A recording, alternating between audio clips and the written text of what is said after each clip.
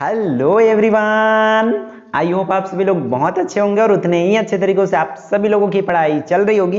तो इस वीडियो में हम लोग देखने वाले हैं मासिक परीक्षा मासिक मूल्यांकन माह जुलाई कक्षा 11वीं विषय भौतिकी फिजिक्स की क्वेश्चन पेपर। क्यों भाई? क्योंकि बहुत से बच्चों को इस बात की डाउट है कि हम तो भाई फर्स्ट टाइम 11th पढ़ रहे हैं, फिजिक्स केमिस्ट्री देख करके हमें समझ नहीं आती कि किस टाइप से क्वेश्चंस की जो है हमें तैयारी करना है। तो इस वीडियो में मैं आपको बताने वाला हूं कि आखिर मासिक मूल्यांकन हो या किसी भी एग्जाम में हो, क्वार्टरली एग्जाम हो, चाहे आपका हाफ ईयरली एग्जाम हो या ईयरली एग्जाम हो, किसी भी एग्जाम में किस टाइप से क्वेश्चंस पूछे जाते हैं। तो हम लोग जो है आपके जुलाई माह में आपके सिलेबस के अकॉर्डिंग इंपॉर्टेंट क्वेश्चंस देख रहे हैं कि आपको किस टाइप से क्वेश्चंस की तैयारी करना है। तो वीडियो को बहुत ध्यान से देखना और आपकी मासिक मूल्यांकन हो गई है तब भी इन क्वेश्चंस की प्रैक्टिस जरूर कर लेना और होने वाली है तो इस टाइप से क्वेश्चंस की तैयारी आप करके जा सकते हैं। ठीक है, एक बात का आप नोट याद रखेंगे क्योंकि क्वेश्चंस तो सबके अलग अलग होना है, इसलिए सिर्फ यही क्वेश्चंस करना है ऐसा नहीं, आपको इससे आइडिया लेना है और इसके अकॉर्डिंग क्वेश्चंस आपको करके जाना है आपके मासिक मूल्यांकन के लिए या तो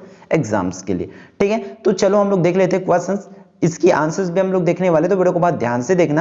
आप लोग के लिए मासिक मूल्यांकन है भाई जो 25 मार्क्स का, जिसके लिए आपको 2 आवर्स का टाइम मिलेगा। तो आप लोग जब ये वीडियो देख रहे हैं तो एक काम करो कि इन क्वेश्चंस को नोट कर लो कॉपी में, उसके बाद खुद से बना के देखो बाई सेल्फ की कितना कर पाते हो आप, है ना। तो क्वेश्चंस हम दिखा देते हैं खंड अ में, जिसमें से प्रत्येक पर 2 अंक है। देख लेते हैं भाई फर्स्ट प्रश्न, इसमें क्या बोल रहा है, एक वस्तु को ऊर्ध्वाधर ऊपर की ओर फेंका जाता है। ठीक है, कोई वस्तु है उसको यू वेग से हम लोग ऊपर फेंकते हैं, तब प्राप्त अधिकतम ऊंचाई कितनी होगी उसको आपको बताना है, कैलकुलेट करना है किसी भी गति के समीकरण से। ठीक है, तो उसको करके दिखाएंगे आपको, ये आपको आता है तो आप करके देख सकते हैं। फिर नेक्स्ट क्वेश्चन, वेग और चाल में अंतर। हमने आप लोगों को जो चैप्टर 3 में ये सब चीज पूरे करा दिए है कि वेग और चाल में क्या अंतर होती है, वेग की डेफिनेशन क्या होती है, चाल की डेफिनेशन क्या होती है, आपको किस तरीके से उसको क्लासिफाइड करना है, ये सब चीज आपको बता दिया गया था। तो उसके बेसिस पर लिखना है, तो इसकी आंसर्स भी आपको नहीं आती तो हम नीचे इसके डिस्कस करेंगे। फिर क्वेश्चन नंबर 3 की बात कर लेते हैं, एक समान गति के लिए वेग समय ग्राफ, जो स्थिति समय ग्राफ होता है वो आपको अच्छे से कर लेना क्योंकि वो भी आ सकता है आपके एग्जाम में, तो इस तरीके से वेग समय ग्राफ भी आपको अच्छे से कर लेना है। फिर फोर्थ क्वेश्चन की बात करें, किसी वस्तु का वेग शून्य होने पर वह त्वरित होती है अथवा नहीं। किसी वस्तु का वेग शून्य हो गया तो वो त्वरित होगा कि नहीं, मतलब उसकी त्वरण चेंजेस होगा कि नहीं बताना है, वो भी तार्किक उत्तर देना है कि ऐसा क्यों वाला। क्लियर है। फिर ये रहा आपका 4 क्वेश्चन 2-2 मार्क्स वाला। फिर खंड ब में आपका 3 मार्क्स वाले क्वेश्चन देखेंगे। खंड ब में फर्स्ट 5th नंबर के क्वेश्चन, प्रकाश वर्ष और पारसेक को आपको परिभाषित करना है कि प्रकाश वर्ष क्या होती है भाई और पारसेक क्या होती है। ठीक है, देखो तो इस टाइप के क्वेश्चंस आपके एग्जाम में पूछे जाते हैं फिजिक्स से। ठीक है, हमारे सौर परिवार का निकटतम तारा अगर इतना प्रकाश वर्ष दूर है तो पारसेक में यह दूरी कितनी होगी, मतलब आपको प्रकाश वर्ष को पारसेक में कन्वर्ट करने भी आना चाहिए। क्लियर है, और पारसेक को प्रकाश वर्ष में। तो ये 5th इंपॉर्टेंट क्वेश्चन रहा। फिर नेक्स्ट क्वेश्चन आपका देख लेते हैं, इंग्लिश मीडियम वाले लोग आप लोग जो है इंग्लिश में जो लिखी है वो रिफर कर सकते हैं। फिर क्वेश्चन नंबर 6 की बात करें तो विमी विधि से निम्न की सत्यता की जांच करना है आपको, विमी विधि से। ठीक है, ये 2 क्वेश्चंस है, दोनों क्वेश्चंस को आप करके देख सकते हैं। ठीक है, आती है तो अच्छी बात है, नहीं आती है तो आप लोग अच्छे से इन क्वेश्चंस के प्रिपेयर जरूर कर ले। ठीक है, क्वेश्चन नंबर 7 आपके स्क्रीन पर है, क्या बोला जा रहा है, एक प्रक्षेप्य की अधिकतम ऊंचाई a तथा उड्डयन काल t है, तब आपको शो करने ये वाले h = g(t²) वाली। क्लियर है। फिर स्थिति समय ग्राफ के लिए आपको सिद्ध करना है a = tan थीटा, ये आपको प्रूफ करना है। फिर ये 3 मार्क्स वाले क्वेश्चन रहा। फिर 5 मार्क्स वाले क्वेश्चंस आपका 2 क्वेश्चन यहाँ पर अथवा में करके 2 क्वेश्चन आपकी स्क्रीन पर है। प्रक्षेप्य गति क्या है, प्रोजेक्टाइल मोशन क्या है उसको बताना है। फिर एक पिन क्षैतिज में थीटा कोण बनाते हुए फेंकी गई तो सिद्ध करना है कि प्रक्षेप्य का पथ परवलयाकार होता है। या अथवा में आपके पास ये 2 क्वेश्चन है, एक समान तृतीय गति में कण की त्वरण हेतु व्यंजक बना सकते हैं और आवृत्ति और कोणीय वेग में संबंध स्थापित कर सकते हैं। ये रहा, इस टाइप से क्वेश्चंस आपको पूछा जाता है। फिर हम कुछ क्वेश्चंस के आंसर्स डिस्कस कर लेते हैं, देखते हैं। सबसे पहला क्वेश्चन ये वाली है भाई, आपको पता है कौन सी है, हाँ ये वाली, एक वस्तु को ऊर्ध्वाधर ऊपर की ओर फेंकता है तब उसकी अधिकतम ऊंचाई कितनी होगी। तो अधिकतम ऊंचाई आप लोग इस तरीके से कैलकुलेट कर सकते हैं। हम लोग यहाँ से देखते हैं, आपको देखो यहाँ से कैसे करना है, चूंकि अधिकतम ऊंचाई पर वस्तु का वेग शून्य हो जाएगा, इसलिए v इक्वल टू v0 लिख लेंगे इस तरीके से, क्योंकि वहां पर जो है टाइम ऐसा आएगा उसकी वेग क्या होगा, जीरो हो जाएगी। फिर आपका प्रारंभिक वेग जो है u और त्वरण g, गुरुत्वीय त्वरण g इस तरीके से ले सकते हैं। फिर हमारा समीकरण क्या है भाई, वी स्क्वायर और यू स्क्वायर माइनस 2gh, इस समीकरण से आप बना सकते हैं। इसमें मार रखेंगे सब पर, देखो तो v की जगह जीरो रख दिए, u की जगह u और 2gh इस तरीके से हुआ, तब हमारा देखो जीरो हो गया, तो इस वाले टर्म्स को हम इस साइड भेजेंगे तो आ जाएगा प्लस में, उधर माइनस में था, तो 2gh इक्वल टू ये हुआ u स्क्वायर। यहाँ पर हम ऊंचाई का मान निकालना, इसलिए ये 2g को भेज देंगे, वो मल्टीप्लाई में, इसलिए वो डिवाइड के फॉर्म में नीचे चला जाएगा, तो ये आपका आंसर हो जाएगा। क्लियर है? तो अधिकतम ऊंचाई इस तरीके से u स्क्वायर अपॉन में 2g होगी, ऐसा लिख सकते हैं।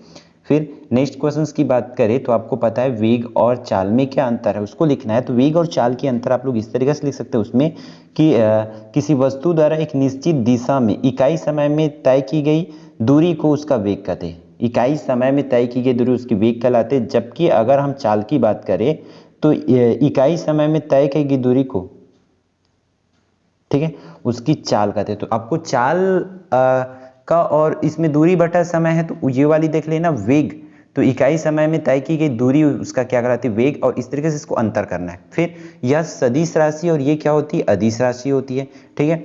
और अगर बात करें वेग की तो ये धनात्मक, ऋणात्मक और शून्य तीनों हो सकते हैं, लेकिन चाल जो है सदैव धनात्मक होती है। ये रहा आपका 2 मार्क्स के लिए, तो आप इतना लिखेंगे, इतना सफिशिएंट है। फिर एक समान त्वरित गति के लिए वेग समय ग्राफ, तो वेग समय ग्राफ आप लोग सिंपल से इस तरीके से बना सकते हैं कि एक तरफ आपको वेग को दिखाना है और एक तरफ समय को दिखाना है, ठीक है।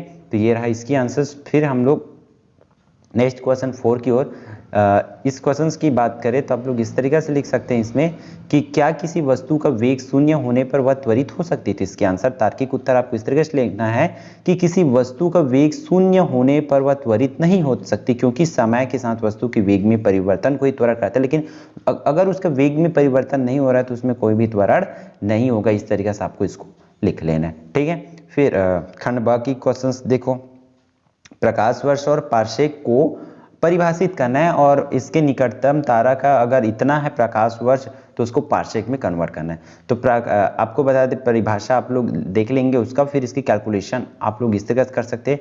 एक प्रकाश वर्ष बराबर इतना होता है, तो इसको आप कंप्लीटली इस तरीके से मल्टीप्लाई करके लाएंगे, तो ये इसके आंसर्स आप लोग इस तरीके से फाइनल कर सकते हैं, ठीक है। फिर विमी विधि से इन समीकरण को सत्यता की जांच करना है, तो इन क्वेश्चंस को आप लोग कर सकते हैं, ठीक है। विमा सूत्र के हिसाब से, जैसे कि अगर आप बाएं पक्ष का लिखेंगे इस तरीके से तो उसका विमी क्या हो जाएगी, m0 l0 t1 हो जाएगा, क्योंकि एक t है। उसी हिसाब से अगर यहाँ का लिखेंगे नीचे वाले का, ठीक है, दाएं पक्ष का इसका, तो देखो यहाँ पर 2 पाई का तो इसका कोई नहीं होती, ठीक है। फिर यहाँ पर देखो आप लोग l का l हो जाएगा, और गुरुत्व यहाँ पर त्वरण g, तो उसका एल टी माइनस 2 हो जाएगा। तो इसलिए एल और एल कटा, तो इसकी अगर ये इस तरीके से हो जाएगी, है ना, टी स्क्वायर इसका हो जाएगा। तो फाइनली जो है आप लोग इसको इस तरीके से लिख सकते हैं। अतः मतलब यहाँ पर लिखेंगे फिर कि दोनों पक्ष की विमाएँ क्या होती है, बराबर होती है, इस तरीके से इसको लिख सकते हैं। अतः यह शुद्ध समीकरण है। उसी तरह नेक्स्ट समीकरण के लिए भी आप कर सकते हैं, इसका क्या कैसे होता है। तो कंप्लीट ये सब चीज़ें आपको बता दिया गया है कि कैसे आप विमी सूत्र निकाल सकते हैं। तो अगर नहीं देखे तो वीडियो जा करके देख सकते हैं, ठीक है, क्योंकि अगर आप 11th फिजिक्स की प्लेलिस्ट से देखेंगे तो आपको पूरी वीडियो जो है मिल जाएगी, जिसको आप लोग बोर्ड पर आसानी से समझ सकते हैं, ठीक है। तो आप लोग बाकी क्वेश्चंस की आंसर इस तरह स्थिति समय ग्राफ का भी देख सकते हैं, आप लोग वीडियो को रोक करके देख सकते हैं, इसको समझने का कोशिश कर सकते हैं, ठीक है। फिर आगे बढ़ते हैं हम लोग आपके नेक्स्ट क्वेश्चंस के आंसर की ओर। जैसे प्रक्षेप्य गति क्या होती है, तो प्रक्षेप्य गति का ये आप लोग लिख सकते हैं प्रोजेक्टाइल मोशन के बारे में कंप्लीटली, ठीक है। और क्षैतिज प्रक्षेप्य ये हो जाएगा, ठीक। तो ये रहा आपका इंपॉर्टेंट क्वेश्चंस और उसके आंसर्स। तो आप लोग इसको बहुत ध्यान से कर लेना एक बार, और जो हमारा ये लास्ट वाली क्वेश्चंस थे उसकी आंसर ये हो जाएगी, ठीक है। GT स्क्वायर इक्वल टू, इसको सीधे प्रूफ करना था ना ये वाली, तो ये आप लोग यहाँ से देख सकते हैं। क्लियर है? तो इस वीडियो में बस इतना ही, फिर मिलते हैं आने वाले इंपॉर्टेंट वीडियो में। आई होप आप लोग इन क्वेश्चंस की प्रैक्टिस जरूर करेंगे, जिससे आपका तैयारी जो है बहुत अच्छे से हो पाए। फिर मिलते हैं नेक्स्ट वीडियो में। और कौन से सब्जेक्ट के लिए आपको सैम्पल पेपर देखना है तो कमेंट करके जरूर बताएंगे, ताकि हम कोशिश करेंगे उसकी क्वेश्चंस आपको प्रोवाइड करा सकें।